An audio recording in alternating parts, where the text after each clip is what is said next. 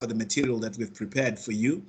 There's Nyanga West in 9th place, Grace Mupudzi in 10th place, and Nyanga West has just shot up to 6th place, right? Just after I'd said Nyanga West in 9th place, look, shot up to 6th place, and then Ratidzo is now in 5th place. I think I'll let these three finish their game, right? I think it's only fair. We'll let Ratidzo, Fungai, and Nyanga West finish their game before we stop the game. So I think they're left with only 2 questions each. So please, good people, can you answer your last 2 questions? We need you to complete the game so that we can see where you're going to end. I think you've done really well, and it will be sad for me to just end the game abruptly before you conclude. Yes, Nyanga West has finished answering all the questions and has got a respectable score of 3,630 in 5th place. And now we're waiting for, look what has happened. Fungai Chapera has moved up to 5th place. And oh my word, Ratidzo has moved up to 5th place. How competitive can it be? So here is the final score, and I'm looking at the top. Oh, wow. People are still moving up. Favor Muyambo has just moved up. The top 7 so far are Glove Wilson in 1st place, followed by Kay Moyo in 2nd place.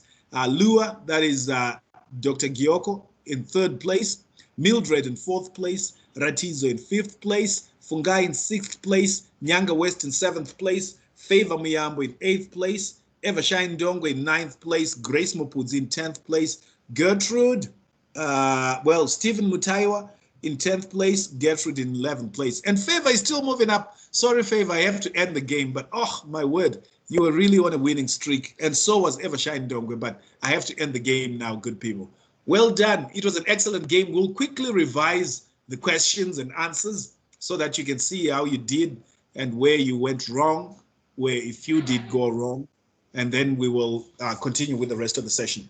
So this is actually part of the session because one of the reasons why we are having this session is to prepare you for online facilitation.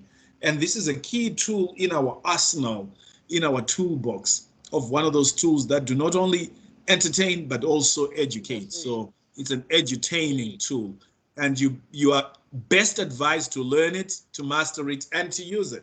It is a free tool that you can use, and it's available online from quiziz.com.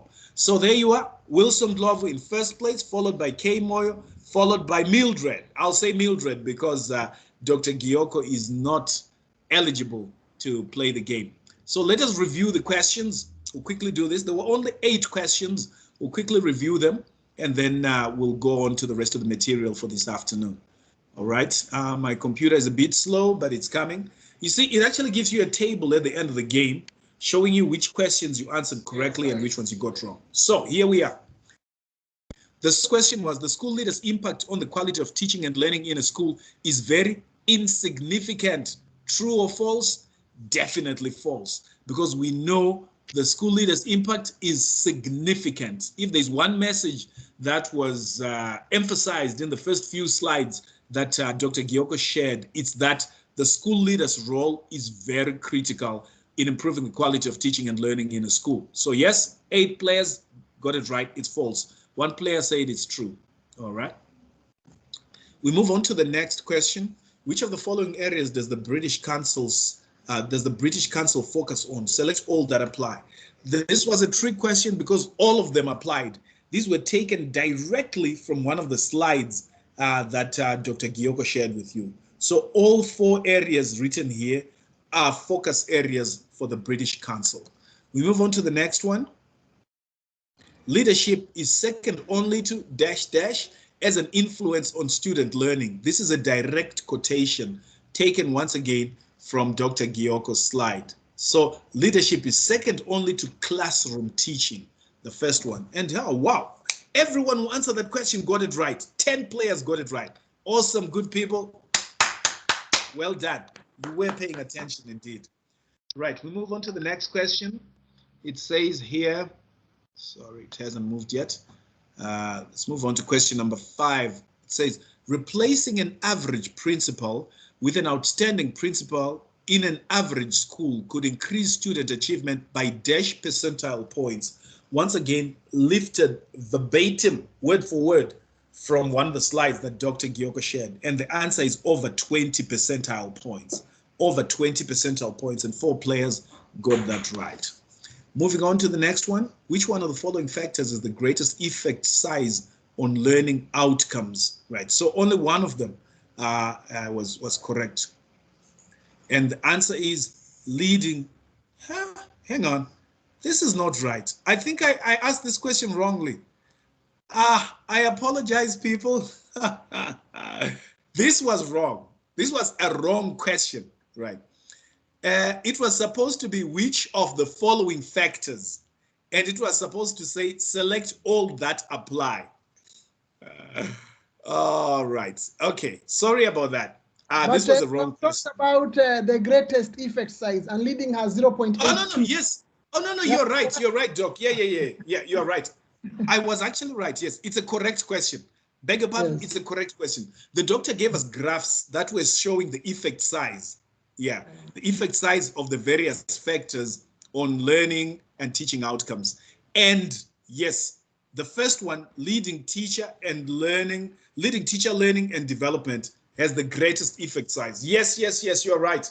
You see now, I knew I was right, but for a moment I was doubting myself. That's a correct question. And the correct answer is leading teacher learning and development. That is the greatest effect size, according to the slides that Dr. Gyoko showed us. Number 6, which of the following factors are directly influenced by the school leader? Select all that apply, right?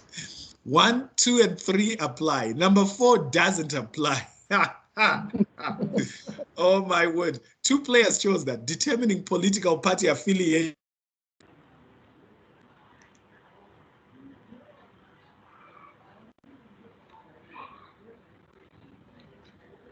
Jonah, we have lost you. Jonah, we have lost you.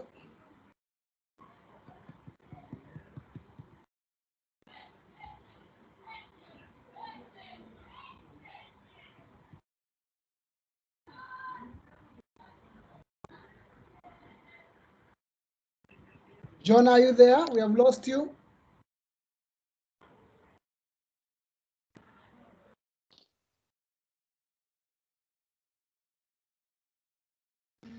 I think he's out. He's not seen. Yeah, because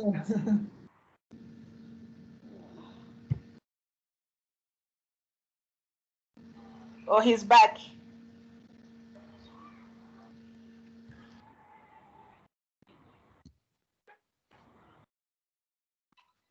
I can see he's still living.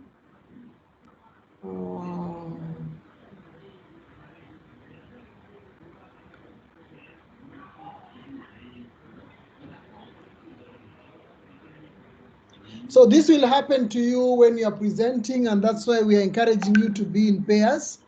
And do not think that if participant A is presenting, you are just resting. You're on standby, so that if it goes off like this, the other person can come in and the session can continue. So that is something which we normally do, so that we do in pairs. In case of anything, somebody else can step in and continue. So we always have somebody on standby who has prepared for the session. Like now I can continue, Maureen can continue because we had planned together. So that is something which we encourage on online. Don't be on your own because, for example, electricity can be off at your area or your battery can be down, and then your partners need to go on. So maybe Maureen, you can share the slides for the session and we continue. One thing which you should avoid when you're online is going quiet throughout, because that's the only connection you are having with the people. So either the people are speaking, or you are speaking, or there's a video playing. So there's a continue. Imagine listening to a radio which goes off for 10 minutes. So that is what, again, we should try to avoid. So there's need to have a continuous talk and a continuous engagement with the participants. Thank you, Maureen, for sharing that.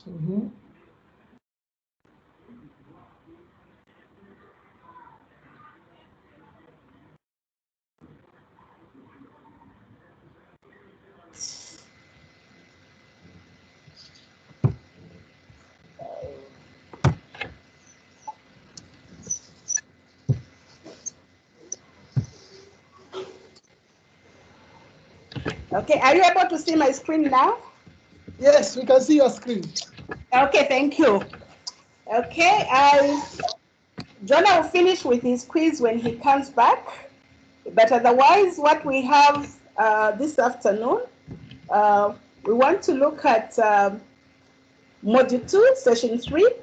I think when you were reading your manuals, you saw that we have so many modules, but the one which we have selected to use this afternoon is Module 2 and Session 3, which is on monitoring and evaluation. That is what we are going to look at this afternoon. I'll start, but Jonah is going to come and continue when he comes back. Okay. As we look at monitoring and evaluation, there are keywords that we look at. And the three keywords that we are going to look at are effective teaching, learning, and the teacher. So when you see these three words, what comes into your mind? Can someone make a sentence using these three terminologies? Effective teaching, learning, and teacher. You can pop up, just unmute and say something on these three words. Or you can write in the chat box.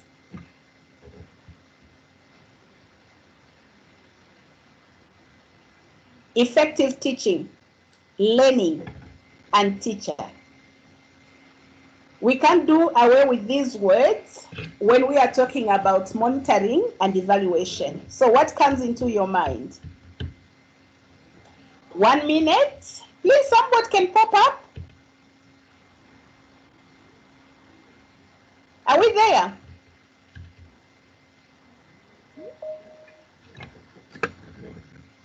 Am I speaking to myself? We are there, teacher. I want people to talk, please. Participants, let's speak. Or let's write in the chat box or even on WhatsApp. Hello, good people. Okay, he's back. Jonah, you can pick it up. I stopped sharing my screen. No, just hang on, Maureen. Okay. What I've actually done is I've joined using my phone. So okay. I don't have, it's difficult for me to share my screen using the phone. Okay. Continue sharing your screen until okay, I manage you can pick it up. We are just starting. You can tell me which slide to go to. Okay, awesome. I was just asking them to say something on effective teaching, learning, and the teacher. I think I've tried to write a sentence there in the chat. Effective teaching is facilitated by the teachers who impact learning. Okay. That's Thank you good. for that. Right. You can pick it up, Jonah.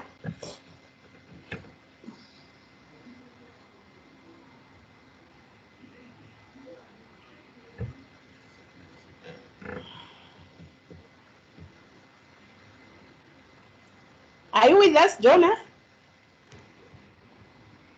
I think you can continue. I can't, let me see. Yeah, he's there. Okay. Except since I'm sharing the screen, I can't see the chat box and everything else. Oh, you are sharing the screen. You would have uploaded the. Okay, I get. Yes. I'll ask for control. If you can give me control, I can continue sharing pushing the slides. Okay, so I allow you. Yeah. Can you hear me? My network is really bad. Can you hear me? We can hear you, Jonah. So I stop sharing my screen? All right. No, continue sharing your screen. Oh, it's between you and Doc. For me, for now. Let me just. Okay.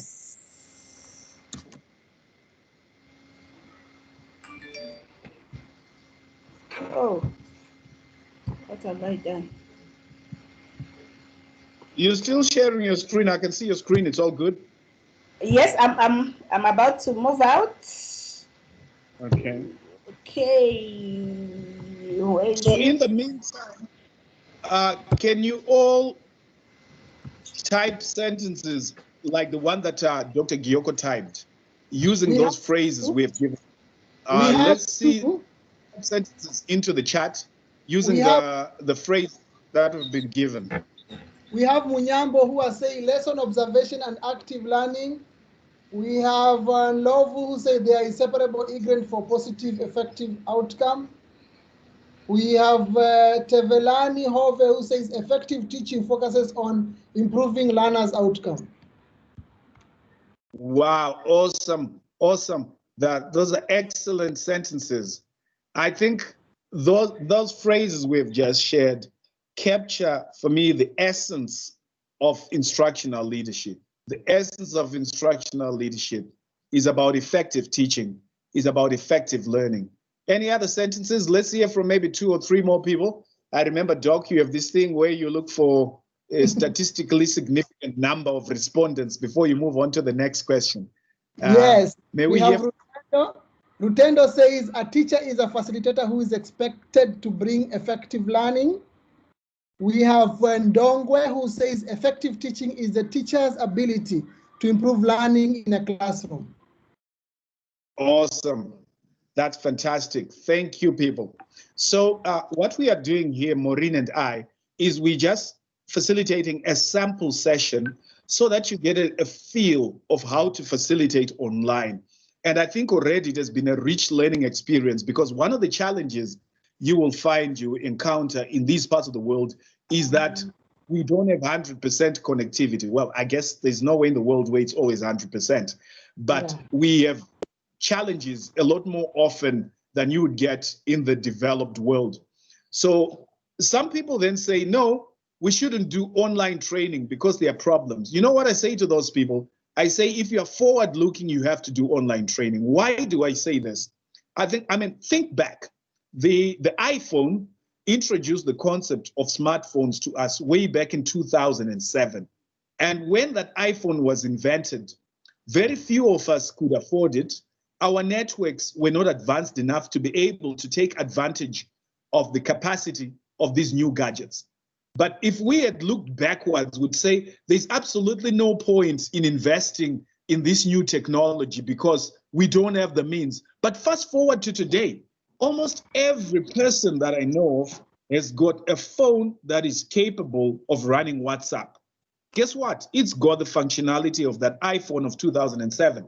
It is a smartphone. So what we know without any shadow of a doubt is that going forward, technology becomes more powerful and more affordable.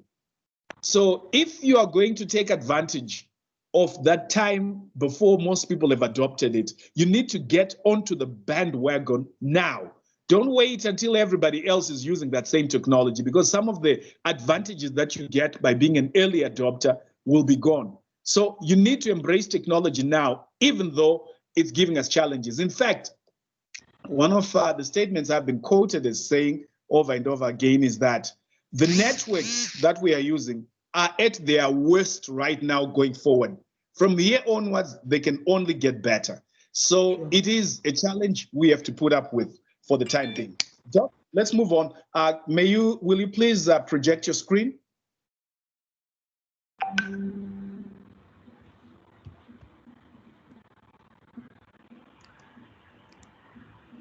Maureen, project the screen. Okay, I had removed it. I thought you were going to share. Let me get it.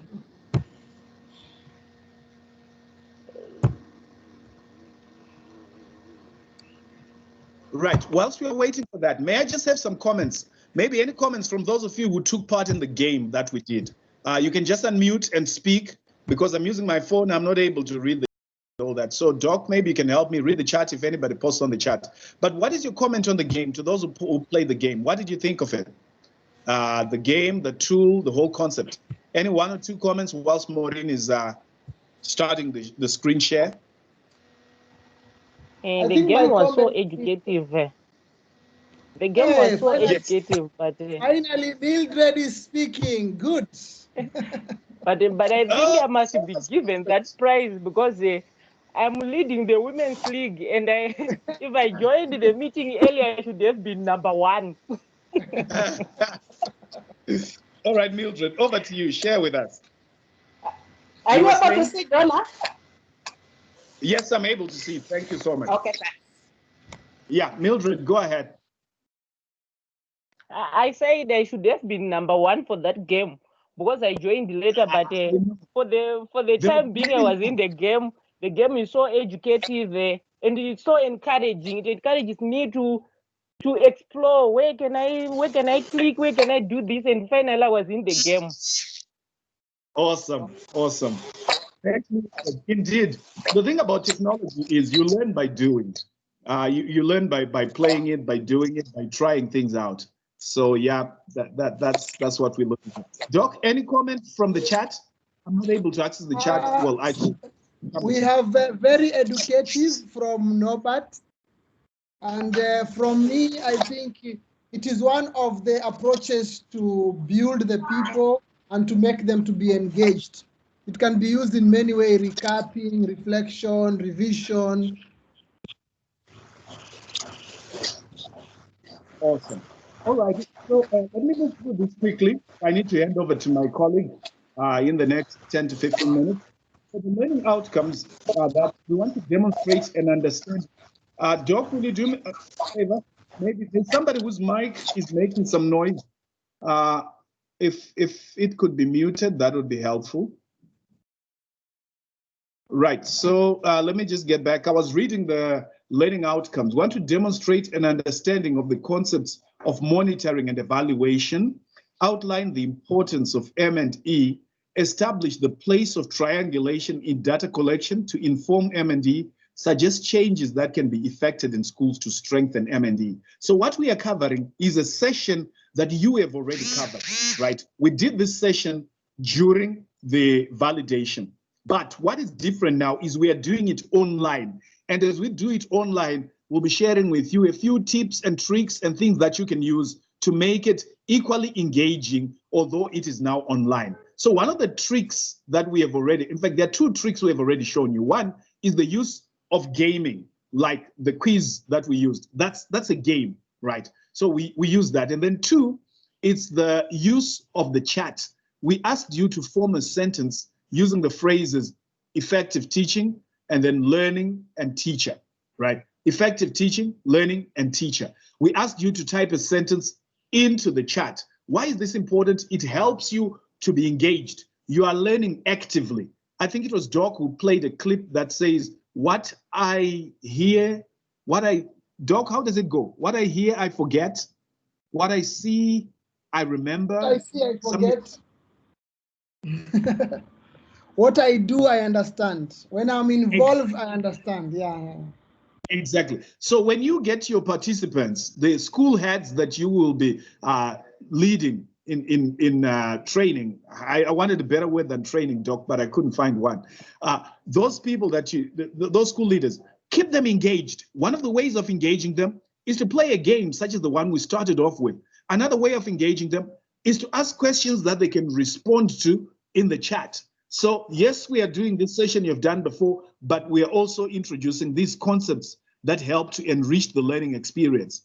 You know, one of the biggest surprises I found out is that in one of the programs that I ran, the learning outcomes that I got when I trained online were actually more impressive than what I managed to achieve face-to-face.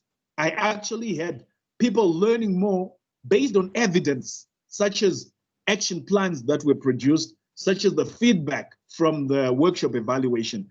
So don't underestimate the power of online training. So a key inquiry question is, how can we strengthen current M&E practices for enhanced learner outcomes? So for the time being, I want you to assume that you are a school leader.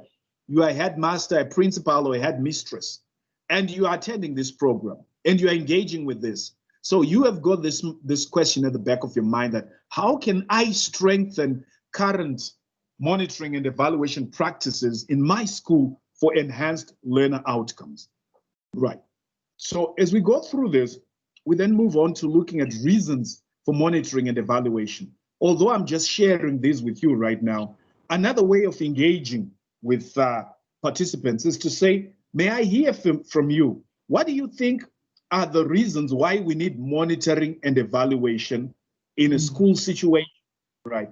So when that happens, the participants share their thoughts, and whenever they share, try and give feedback, right? And after they have shared, you can say, thank you very much for what you have shared. Here are some of the points that we came up with. Obviously, these are not exhaustive, but these add to the body of knowledge we have. So in our case, Jonah, you can when you do that, you make them feel part and parcel of the session. They feel they are involved, they feel they're engaged. They didn't just come. That is a very important part. Fantastic. And whilst we are at it, thank you, Doc, I would like one person to unmute and read for us the points that are on the board right now. 1, 2, 3, 4, 5, 6, 7, 8 bullet points on the reasons for monitoring and evaluation. Someone who's got a good reading voice to read loud and clear, please do that right now. Just unmute and start reading. Encourages an open door culture across the school. Provides evidence to inform decision making, both strategic and operational. Increases understanding of school strengths and weaknesses. Essential for effective school improvement planning. Provides evidence to celebrate successes. Identifies effective practice to share and improve others' practice. Focuses attention on student outcomes, both collective and individual. Enables staff to be held to account. Excellent. Thank you very much. This is another trick that I use. I'm always appreciative of anyone, particularly those who volunteer for tasks. And you know what happens when you do that? You get more and more people volunteering. So because I'm connected using my phone, I couldn't see who it was. Who was that who read so beautifully? Who read that? None other than Mildred. That's Mildred. Mildred first. Mildred, the best. Well done, Mildred. We greatly appreciate and thank you. You know, you read very, very fluently. I was beginning to wonder if the person who was reading this was from Zimbabwe or from a country that speaks English as the first language. You sounded like a native. So at this point, if you wanted to sink in, you could ask the participants and say, out of the 8 that we've read. So for example, instead of bullet points, imagine if we had numbers and these were numbered points. You could say, out of the 8 that we have read, which one resonated with you the most? Type that number into the chat. So a person types either 1, 2, 3, 4, 5, or 6. Why do I do this? I want to keep you awake, engaged, and get feedback that people are listening and following what I'm saying. I hope you're catching my drift here. So you do that. If you wanted to dig a little deeper, you could say, choose the one that resonated with you the most and tell us why. So in that case, a person types the number, maybe number 3, and then briefly explains why it resonated with them. This further enhances the learning because you're getting them to now evaluate those 8 points and say, out of these 8, which one resonated with me? But they're more likely to do the evaluation more effectively because you didn't come up and say, I would like you to compare and contrast the 8 points, evaluate them and choose. You know, that's tired. But if you just say, no, which one resonated with you? You're making it personal. And the person then says, which one do I engage with? And they give you a reason for it. Okay, so let's move on to the next slide. Monitoring and evaluation. Yes, another interesting activity. Which words come to mind when you hear the term monitoring, right? So in this case, we have shared the words with you. But once again, if we were running this as a live situation, we could do this in the form of an animated slide where when you click, it gives you the heading, but it doesn't give you the rest of the points. And you have a discussion, and then you press the downward arrow, it gives you the rest of the information. So in this case, some of the words that come to mind are observe, watch, check, track, scan, examine. In terms of evaluation, some of the words that come to mind are assessment, appraisal, judgment, gauging, rating, ranking, analysis. Now, before we move any further, if you've got any other term that you think refers to either monitoring or evaluation, it could be a synonym, something that means the same as monitoring and evaluating or any of the words. It could be something that's related. It's entirely up to you. Can you type that in the chat? Doc, please check for me in the chat and read if anybody types anything.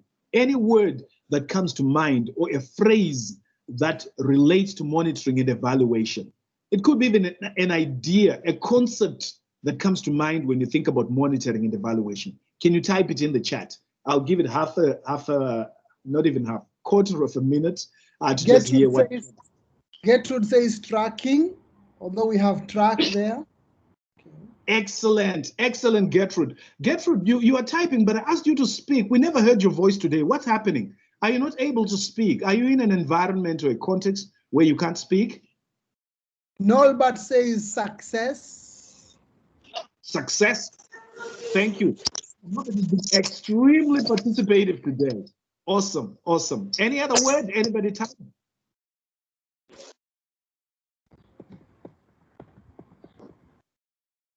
Right. So if you look at this at the slide, you'll notice that the slide has got both pictures and words. I don't know, the picture is not appearing on my screen for some reason, but anyway, that slide has got both pictures and words. So you need to use multimedia in order to keep your participants engaged. Let's move on to the next one. Can you move on to the next slide? This slide is now talking about monitoring, right? So let me read this. Monitoring: observe and check the progress or quality of something over a period of time. Looks at progress both for individuals and the whole school. Gathers evidence to see if actions are making a difference. Identifies effective practice to share. Encourages open door culture. Identifies where improvements are needed. So I've got a question to all of you school leaders who are attending this session. Remember, at the moment, we are role playing your school leaders. Looking at what happens in your school, if you're being really honest with yourself, on a scale of 1 to 5, where 5 you are engaged in the highest possible level of effective monitoring and evaluation, and 1 you are barely conducting any monitoring and evaluation at all, what mark do you give yourself on a scale of 1 to 5? I would like you to type the mark that you give yourself into the chat right now. Please be honest. This is not to judge you or to assess you, but it's for you to carry out useful introspection, useful reflection that determines where you are, which will determine the effort that you need to put and the strategies that you need to adopt in order for you to enhance monitoring and evaluation in your school. What do we get in the chat, Doc? So far, we don't have any. So please type a number on a scale of 1 to 5. If you're not a school leader, you're pretending to be a school leader, what do you think is the level on average of monitoring and evaluation in most schools, in government schools in this country? Please type a number, 1 up to 5, any number. 4. Nobody says 4. Gertrude says 3. Okay, thank you to those two. Where are the other people? Lovu says 3. Mildred says 1. Chapera says 4. Okay. Thank you very much to those who responded. If you cannot respond into the chat, please type in WhatsApp. That's also okay. So, Doc, you might also want to just check the WhatsApp group quickly. WhatsApp, Soneni is saying surrender now, no Zesa. Oh, sorry. Oh, by the way, I hope we are recording this session, hey? Because that would really serve well those people who are having problems with connectivity. Yeah. Yes, it's being recorded, yeah. All righty. So let's move on to the next one. You can move on, my dear sister Maureen. Right, so the next screen is talking about evaluation. Evaluation is about making judgment about the amount of something. Evaluating uses evidence to consider. So evidence is very, very important. In this country, Dr. Gyoko, we use the term V11. V11 was popularized during the last elections that were held, presidential and parliamentary elections. There was a challenge on the elections that went all the way to the Supreme Court or Constitutional Court.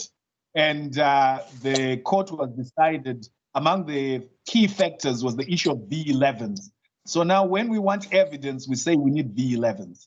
So evaluation uses evidence to consider whether students are making progress, whether actions are having an impact, where improvements are required, whether improvements occur over time, for example, from one year to next.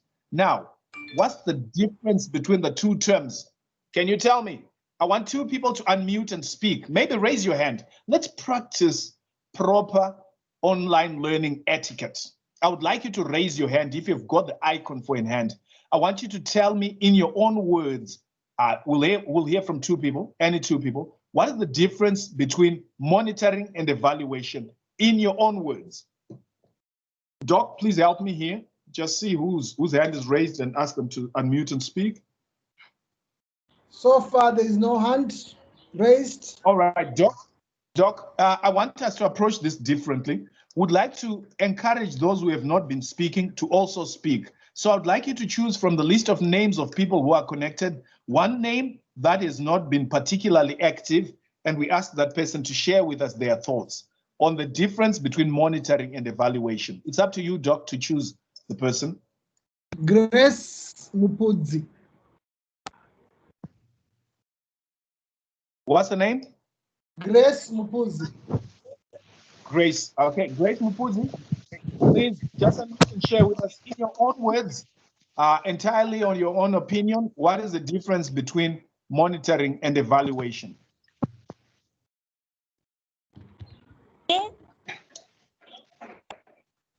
Hello? Yes, hello, please go ahead. Hear you. Okay. In my own opinion, monitoring is when you observe or analyze. Yes, That's and evaluation. You are looking at something which has been done and you are looking at the results. Awesome. Thank you very much. Ordinarily in a session, I would have said to people, please unmute and let's give a round of applause. But in the interest of time, I won't do that right now. It also helps to wake people up who would have been sleeping. And it helps you feel appreciated. Wouldn't you say that? Petros Sibanda. Right. Petros, please unmute and talk to us. Tell us in your own words, what is the difference between monitoring and evaluating?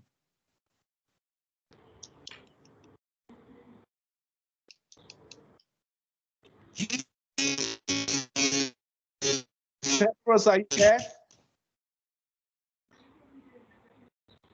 Mr. Sibanda, please unmute and answer the question if you can.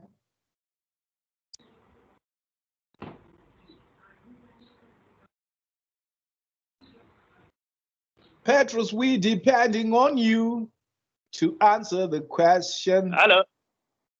Yes, Are you hearing Petros. Loud and clear. Thank you very much. Monitoring is you'll be observing a process that you have kickstarted, seeing the pitfalls, seeing the developments, whether you are on track or not. Then evaluation, you'd be looking at whether what you have been monitoring is bearing any fruition, is working out, whether you try to identify strengths, the weaknesses, the areas that need to be rectified. Thank you. Thank you so much. Petros, well done. Thank you. Very insightful answer. And it's interesting that although this is a subject we all know about, when you hear another person's perspective, it always adds to your own body of knowledge. It always adds some additional value and some nuances that enrich the learning. So I feel like I'm preaching to the converted here. I feel like you really have a grasp of the two concepts, monitoring and evaluation. And as school leaders, it is really gratifying to see that this is a concept that you know very well about.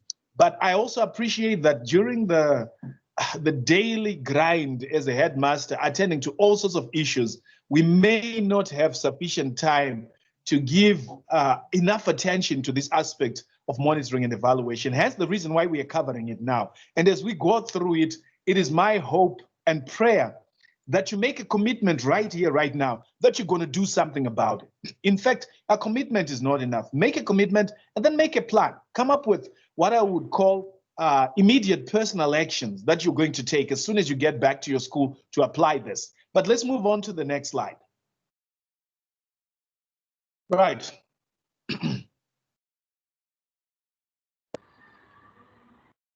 On this slide, we could then discuss what are you doing with the monitoring information that you are collecting.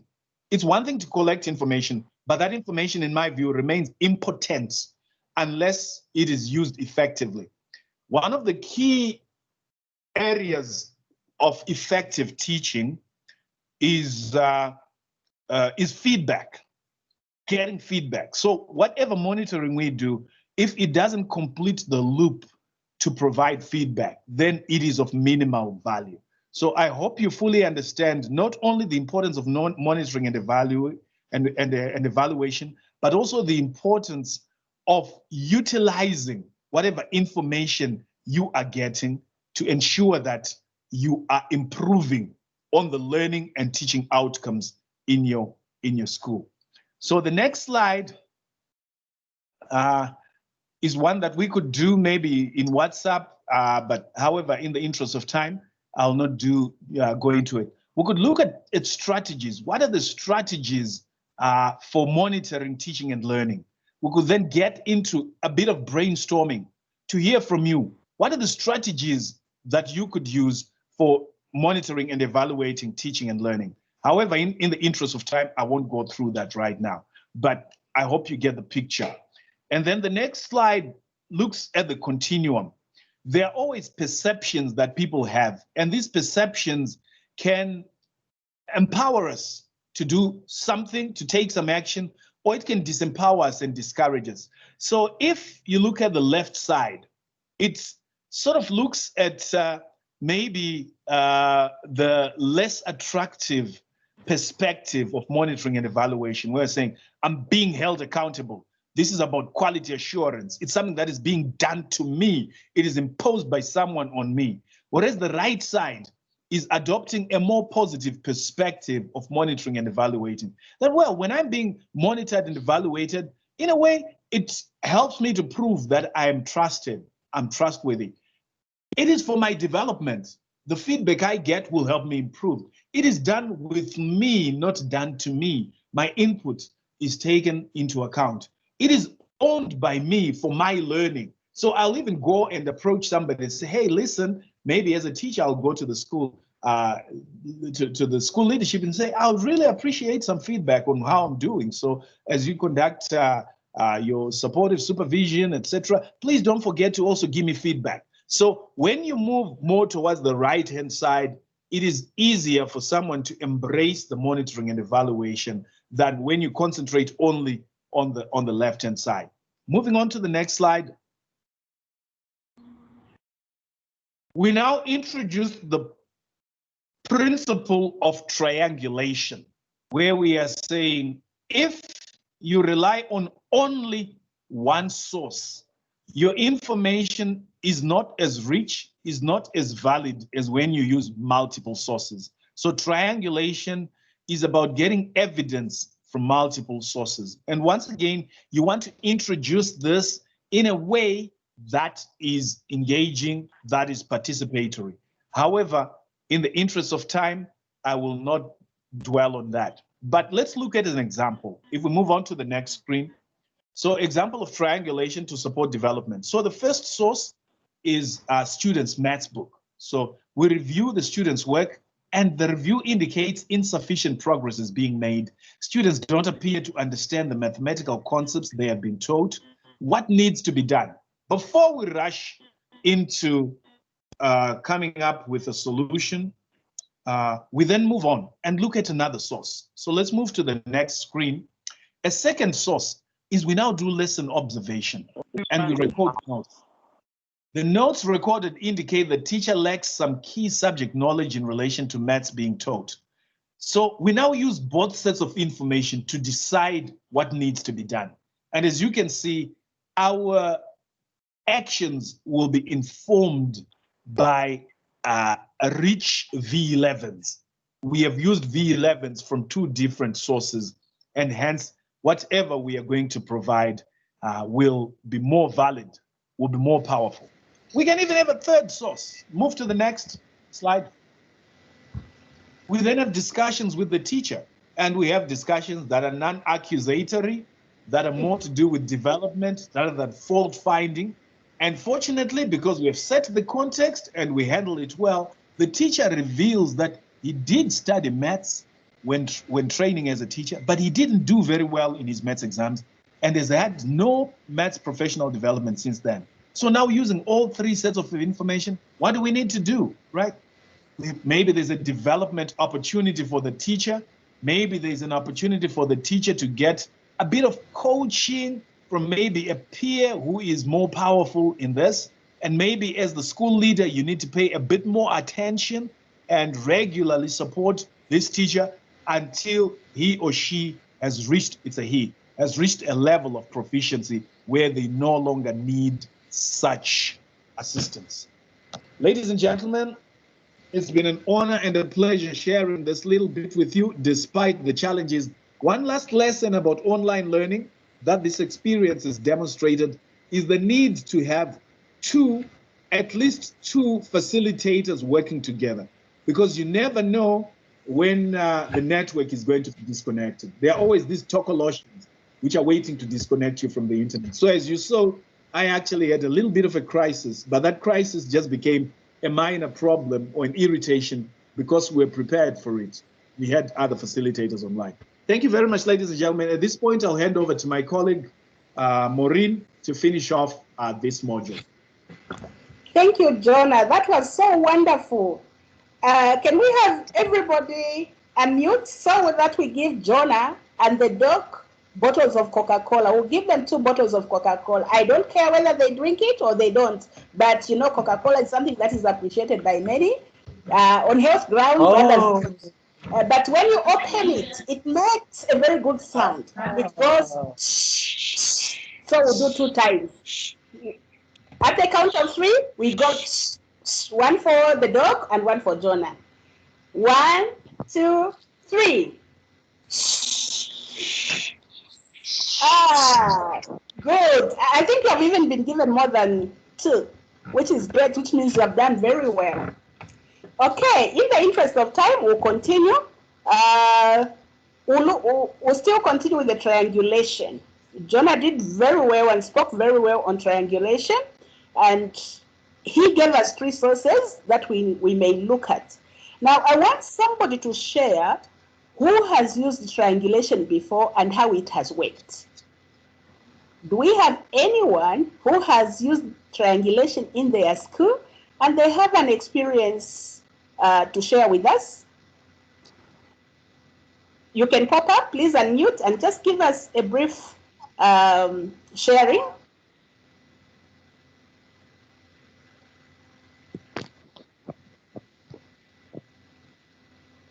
Have we used the triangulation in our schools? Silence will mean we have not used it before, and yet this is something that we covered last year when we came. So from last year up to now, no one has used triangulation.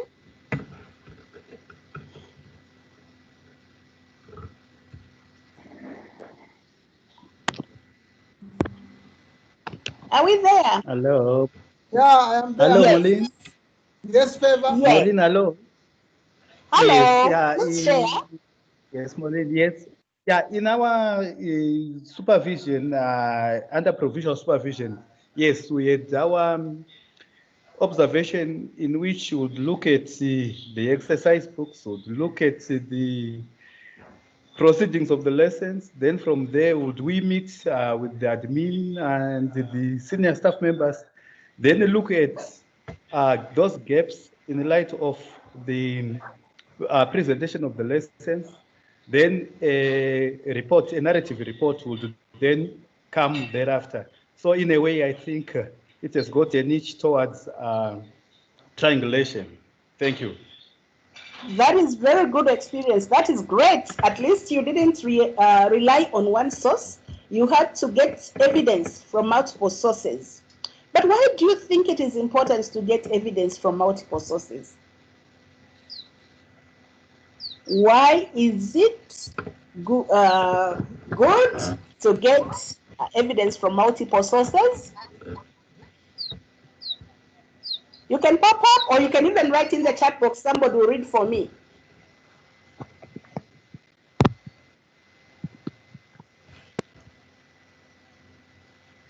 Please should be mindful because this is what we experience when we are facilitating.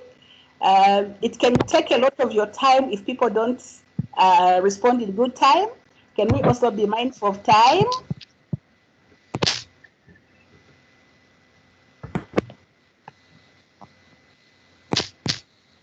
There's no one coming. Is there anything in the chat box? Yeah, the Hello. issue of visiting. Yes, please come up. Okay. You can pop up.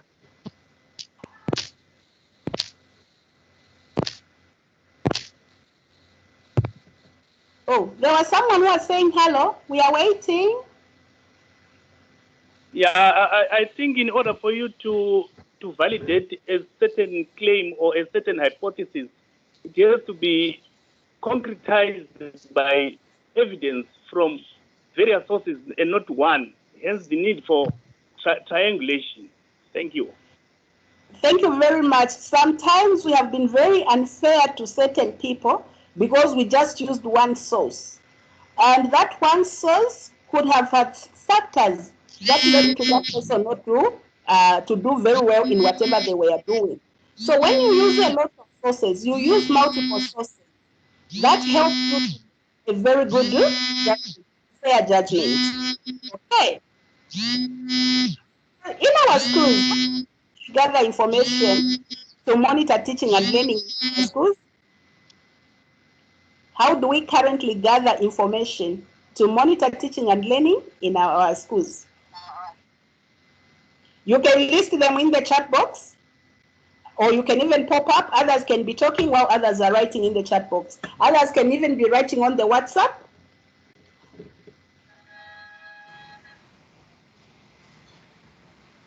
Because I'm aware that some phones you can't type, but you can utilize the WhatsApp. We'll also be referring to the WhatsApp group so that we see what is coming up. Okay, Maureen, may I read some comments from the chat? Yes, I will appreciate. Norbert says multiple sources will give us the correct picture. And then Okay. Wilson says helps one to make proper judgments. I think that's in relation to your first question. My first question, yes. Mm-hmm. So What that was about Wilson how do we and actually Norbert. gather info?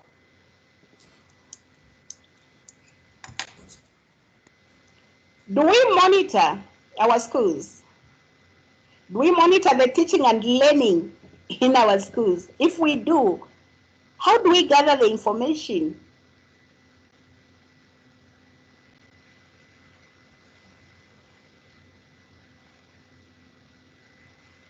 Are we there? I'm sure people are busy typing. Are we busy typing? Yes. Oh, you can even say the answer.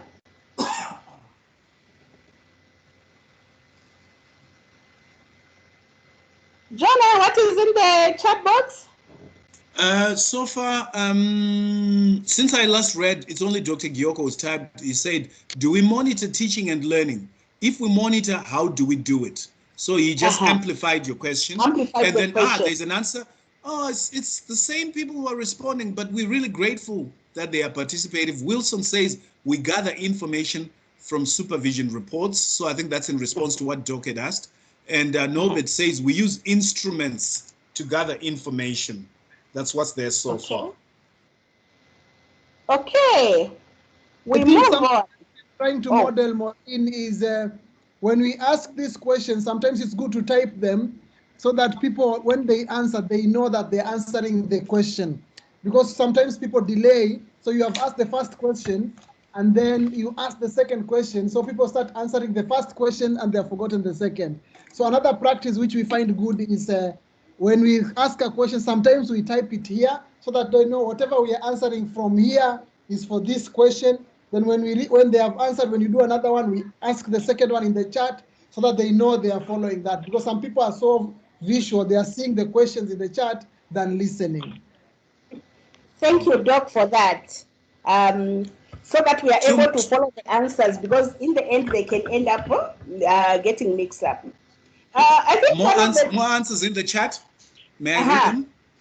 Mildred says Yes, lesson observations, and then Wilson said from formal and informal talks with students, from peers in the form of discussions or peer supervision reports. okay. Just not long ago when Jonah started with triangulation, there was the use of a pupil's book. Do we remember that? Or we have forgotten, or we don't use it in our schools? You know, that is where also you can get a lot of information when you go to monitor, because you'll be able to see what is in the book. Are they teaching according to the syllabus, or are they lagging behind? Or you just see a lot of things. Teachers' books are very cardinal for you to get information from. Sometimes we have neglected the pupils' books, the learners' books. We have neglected them, not knowing that they speak volumes. So that is another thing that you can use to gather information from. Okay, the one-to-one talk, as people have said, okay, lesson observations, you go and observe the lesson. When you go to observe that lesson, you might find that this teacher probably lacks content. They don't have the knowledge. Or they may have the knowledge, but they don't have the skills. They may have the knowledge and the skills, but they don't have the values. You know, so a lot of things will come up, and from there you will know how to help that teacher, because the information that you get, you gather, should be used. It is not something that can just be left on the shelf and you do nothing with it. Okay. Now, you can also use questionnaires to gather information. These can be used to support discussions in focus groups, okay, for one-to-one structured or semi-structured interviews.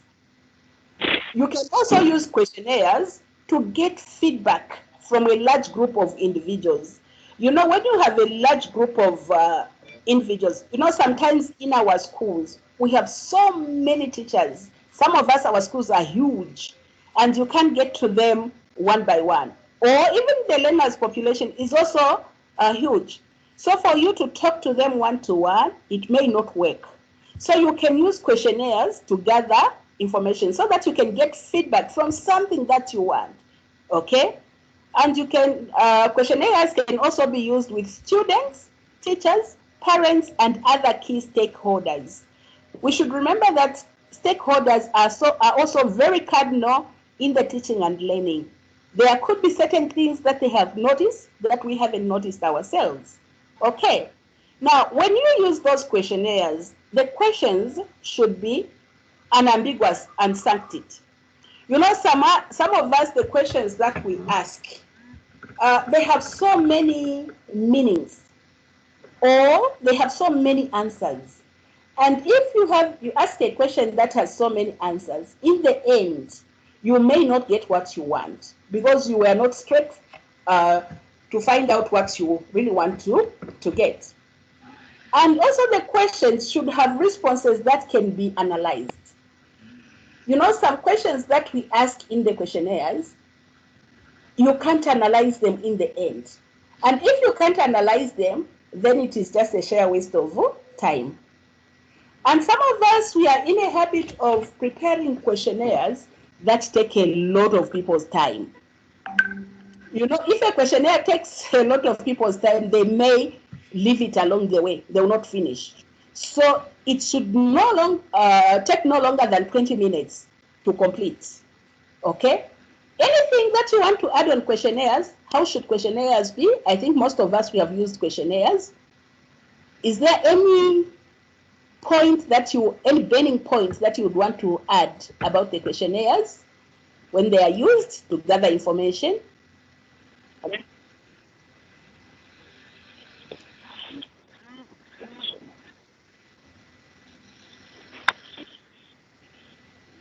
Any points that you want to add about questionnaires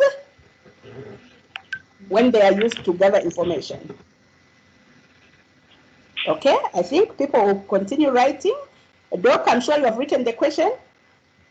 Okay, Now, let us look at reviewing students' workbooks. What can be learned from looking at a sample of student books? Okay? The climate of learning, student motivation, student attitudes, student progress, quality of learning, the delivery of curriculum, quality of teaching. Now, I want us to look at that list there. Which one do you think speaks volumes for you? Which one do you like among those points? Among the listed points there, which one do you think works for you when you are looking at the pupils' books to gather information? You can unmute and say something, or you can write in the chat box, but I want 3 people to speak. At least we choose 3 of those. You just choose one, then the second one will choose the second one, and the third one. Okay, I've raised my hand. Hello, madam. Hello. Yes, Hello. I think the curriculum, yes, the delivery of the curriculum, yes, I think it's critical in the sense that in pursuance of whatever learning that will be taking place, it should be there to fulfill the requirements of the curriculum. Okay, that is what works for him. When he's looking at a student's books, he wants to see how the curriculum is being delivered. Okay? Another Maureen? person? Yes? For me, I like to know the student progress. So I will cross-check within the class if they are all on the same page. Are they completing their task? Are they being given feedback by the teacher? Thank you, Doc. Sometimes some learners have been left behind and nobody seems to care. Others are doing very well. Even the marking, you find this teacher may be very biased. A certain group of pupils, learners' books are marked. A certain group, they are not marked. And even when they have made mistakes, nobody is even there to prepare remedial lessons for the children. So a lot of things will tell you what kind of a teacher this teacher is. Do they care for every child in their classroom? Or are they just interested in a certain group of learners? Okay? And, you know, so many things will come out. I want a third one. Which one works for you? A third one? Quality of learning have worked for me because at times a teacher might give quality of learning. Because at times a teacher might give the learners a lot of work, but if you look at the quality, is it age appropriate? Is it suitable for those learners? I think I can take this one. Okay, so for her quality of learning, is it age appropriate? Is it coming from the syllabus? You know, when you're talking of age appropriate, there are some teachers who may not even look at what is really in the syllabus. Sometimes they'll just say, okay, this is the topic, and they'll teach what they know. And even when we are looking at quality also, sometimes you find the questions that the children are asked are all lower level questions. It is what, who, which. They are never given maybe challenging questions according to Bloom's taxonomy so that the learners can move on from one stage to another. Okay, I'm sure if I was to continue. I think we are all noticing that Maureen is giving depth to our responses. And that is the work of the facilitator. So we are giving one sentence or shallow responses, then Maureen is giving it depth. So the facilitator is supposed to enrich whatever is said so that it makes meaning to everybody. So when I give my answer, people think it's only my answer, but when Maureen deepens it, then it serves purpose for all the people. I hope you are noticing that. Thank you, Doc. And that is one of the things that we covered when we met last year face to face, that when an answer is given, you give feedback and you build on it. So that is what we expect from facilitators. Please build on the answers. And if there's something that is, maybe there's some wrong thinking, so to say, for a lack of better words, you can also correct it nicely without actually injuring anyone. Okay, we move on. There's another thing that we do. I don't know whether it happens in Zimbabwe. Do we do focused walks?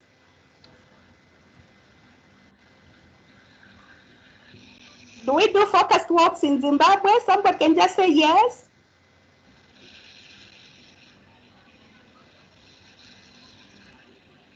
Do we do focused walks, or we don't know what they are? Or do we call them, in Zambia they call them the mbwa, management by walking around. Even in Kenya we call it mbwa. Does it happen in Zimbabwe? Yes, you know, I like done it in when Zimbabwe. you also do it? Yes. Great. You know, I from the time I came to learn the term focused walks, I think I don't really like the mbwa, because that one is like you are moving aimlessly. But the focused walks, it's like you have a direction, you know. This is where it is a planned walk with a small group of staff around the school to find out more about teaching and learning and reinforce. Maureen, I want to bring out an attention of something you have demonstrated, that as a facilitator, you have also demonstrated you are an educator and you have given your personal example. So that is something we should exemplify. We are also human, we are also educators. So Maureen has just given a very strong statement where she has now understood what is a focus walk and how she has related it with the MBWA. So thank you very much, Maureen. That's another thing. I'm trying to highlight the good things you are showing so that we pick from you and we learn from you. I appreciate, Doctor, because we may not have another time. Just chip in as you see something that is coming in. Okay. So when you are doing those walks, there should be an agreed purpose and schedule and protocols. You know, sometimes when you are just tired in the office, you say, no, I'm going to do a focused walk. Meanwhile, when you come back, we don't even know what you have gathered. Even you yourself, you don't even know what you have collected. That is a waste of time, okay? So we need to gather information as we go around, okay? And then we should have stages in lesson observation, okay? So when you want to observe a lesson, please, there should be some planning, observation, and feedback. Plan how you are going to do it, and then do the observation. When you have done the observation, you need to get back. You sit with the person you have observed so that you can give a feedback. And this should not take a long time. It should happen within the shortest possible time so that the person knows what they need to do, how they need to correct themselves from what they have done wrong, or the good things that they have done so that they continue with those good things. And when you give feedback, please start with what is good, and that is when you end with what is not good. Okay, looking at time, I think I'll go fast. Quality of teaching. When you are looking at the quality of teaching, you look at the teacher's behaviors. There's something that you expect. There are some professional behaviors that you expect from a teacher. You look at the knowledge. How much knowledge do they have? The content they are providing, is it good content? You also look at the skills that they have in delivering that knowledge that they have. What strategies are they using? What approach are they using to get to the learners? Is the learning learner-centered, or is the teacher just teaching himself and not carrying the learners? So there are those things that you look at, and that is what we call developmental observations. We don't want observations that will make people feel demeaned or people think they are being policed. We want observations that will make people think, I want more of that. They'll even be looking for the head teacher to come and observe them. And that is what we call developmental observation. Okay. And then student-centered learning. You should consider these points that are here, okay? demonstrate high expectations, acquire new knowledge and skills. That is what you expect from the teachers. Are they acquiring new knowledge and are they acquiring new skills? Okay? Are they working productively with the pace and produced work of good standards? Or do they take responsibility of their own learning and work? Or do they work collaboratively? I've just sampled a few, but we have a list there, and I think when you look in your books, you will be able to find those. But what we really mean here is that the student-centered learning, there should be something that is coming out from the students. It is not just a matter of say, okay, it's this group work they are discussing. But when you look at what they are discussing, it has got nothing to do with the learning outcomes that you want them to achieve. So we need to encourage student learners modes of learning. Okay, what tools can you use for monitoring and evaluation? We already looked at questionnaires, and we already mentioned what they should be like and that they shouldn't even be long. This is something that we discussed. Now, we need to reflect. From what we learned today from where Jonah started, what are you going to adopt? What new innovations have you gotten which you want to go and use? And is there anything that you can adapt to? Please write somewhere. You can write in the chat box or in your diary. This is a very important part. You should not rush. You should not miss it, because they came to your session and they have to go with something. So if your session is going to end at 9:30, please by 9:25, give a good 5 minutes and above for this activity. Don't rush for this activity. You can see what Maureen has done. You give it time. It's a very important activity because this will inform their action plan. This will inform what they are taking away. So this is critical. It's like going to a supermarket and you come empty-handed. So there was no need of going to the market. So give this between 8 minutes to 5 minutes as they are consolidating. And then you can take sample the way Maureen is doing. Well done, Maureen. Thank you, Doc. I'm done. Please pick it up from there. So thank you very much, Jonah. Thank you very much, Maureen. Let's unmute and give them a nice pasha. I want to see your faces. I know even if you have some few bundles, you can use them. Let's give them pasha, pasha, pasha, pasha. 1, 2, 3. Thank you very much. So ladies and gentlemen, we have done our part. We have modeled. We have shown you the preparation for the session, and we have modeled what is going to go.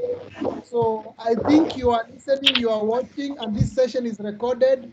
We are going to share the video in our Edmodo classroom, and we also like you to be active in Edmodo so that you can be able to, you can listen to this, you can ask questions. So now we like to ask you any kind of question you need. Are you ready for the sessions? Any kind of questions you have?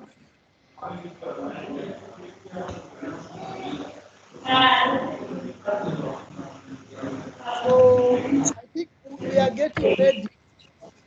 We are getting ready for the launch, and we have quite a lot of work at our hand, and it is serious work.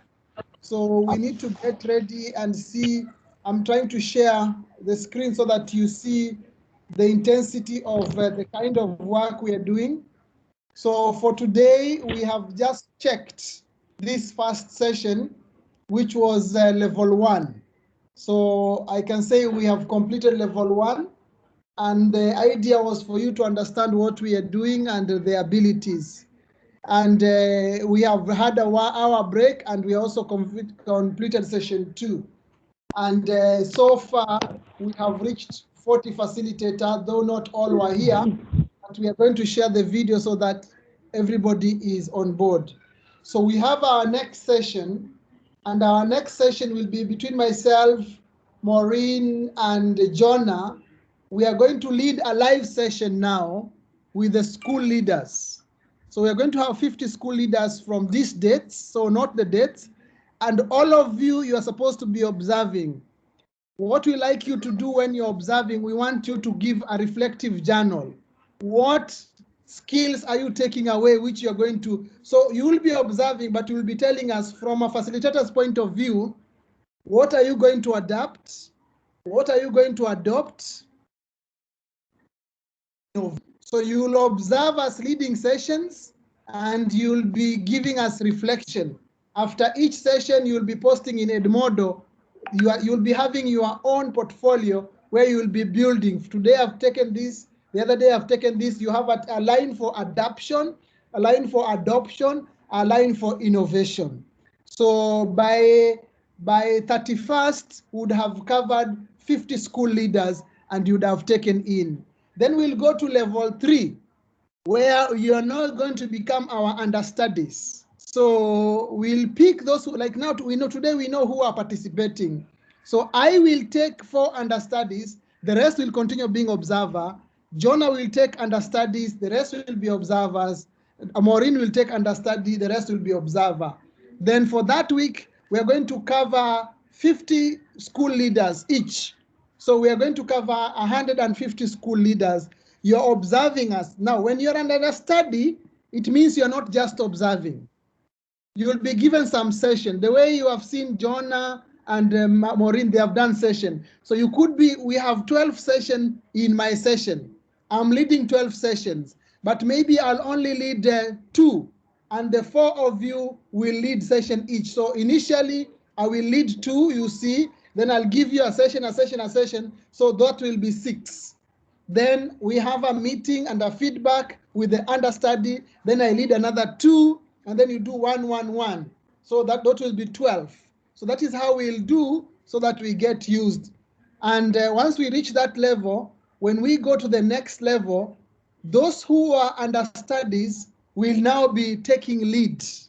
So the 4 who are understudies, you can see level 4. The 4 who are understudy will now be taking leads, and then the others will now be supporting them.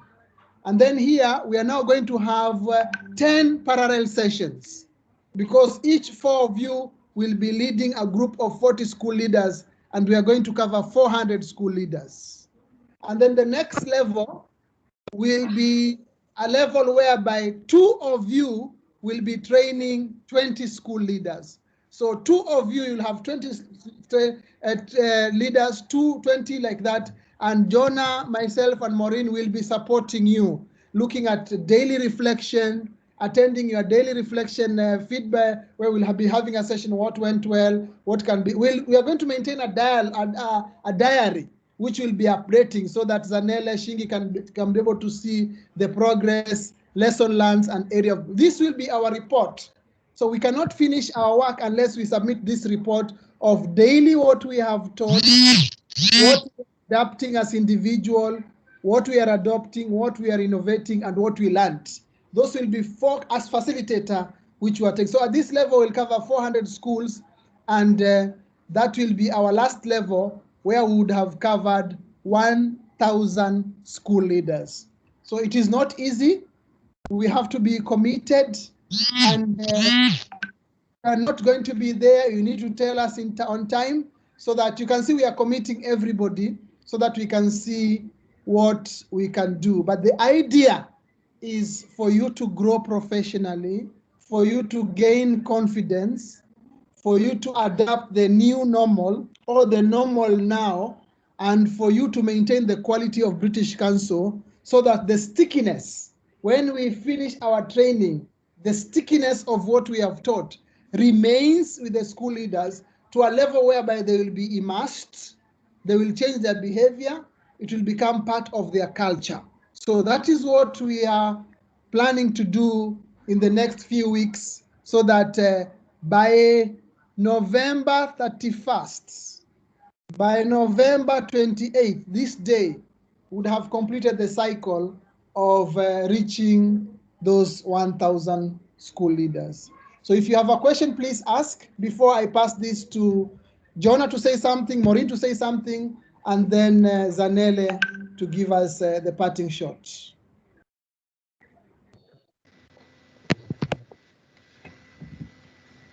Okay, good afternoon, ladies and gentlemen. A special thank you to Gioko, Maureen, and Jonah. Thank you very much for taking us through the process. I know others had difficulties rejoining after lunch. It was mainly maybe the network challenges. So I hope others who are out there will be able to actually read the proceedings, the recorded proceedings. And also to ministry officials who are out there. Some of them managed to join the first session and others the afternoon session. Thank you very much. We'll also keep you posted.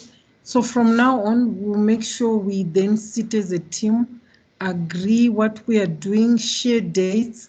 Already there is anxiety in the 10 groups that we have. Some people saying, when is it happening? What is the way forward?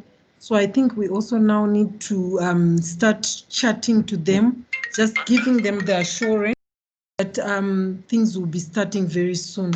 So thank you very much. Thank you very much, Zanele, for the way forward. Jonah?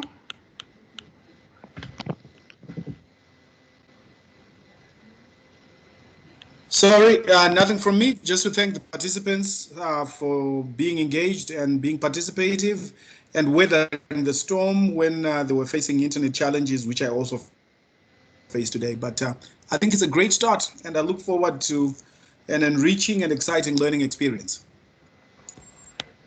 Thank you very much, Maureen. Maureen?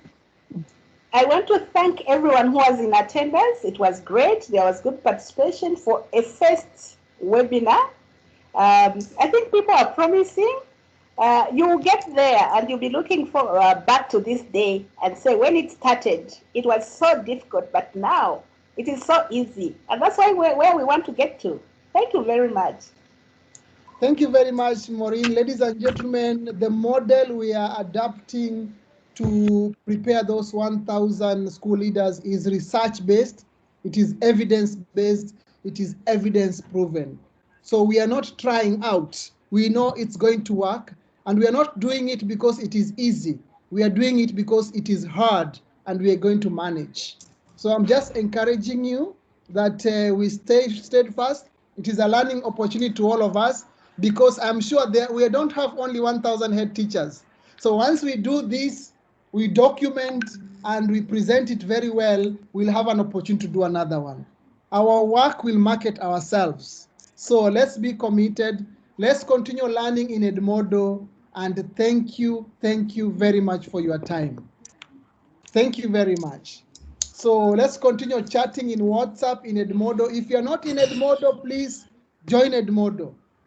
Make sure you are there, because most of the work will be there, most of the sharing.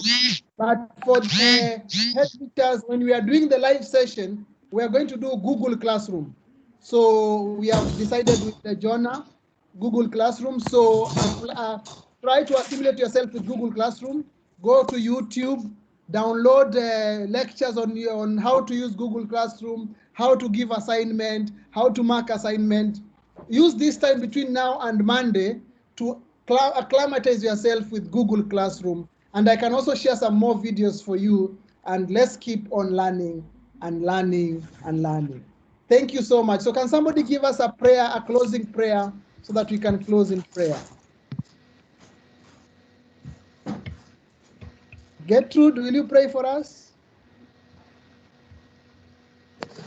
Thank you, Talk Father. We thank you for having given us the opportunity to meet as a group or virtually.